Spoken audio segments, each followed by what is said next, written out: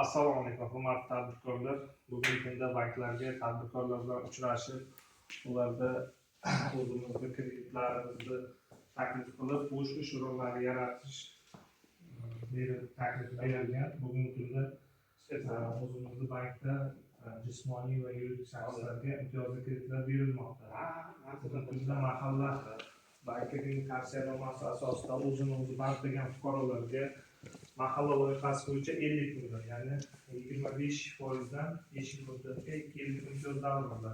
Bundan tashqari biznesga birinchi qadam, ya'ni 17 milliongacha 4 yil muddatga bu yer 25%dan 6 oy imtiyoz davri bilan o'zini band qilgan fuqarolarga kredit ajratilmoqda. Bundan tashqari yuridik tashkilotlarimizga 312 qaror bo'yicha 100 milliongacha zalogsiz, 300 milliongacha garov ta'minoti bilan, bundan tashqari Hamroh ayol dasturi bo'yicha 60-61 qarorlar, ya'ni yoshlarga ajratiladigan kreditlar, bundan tashqari talabalar,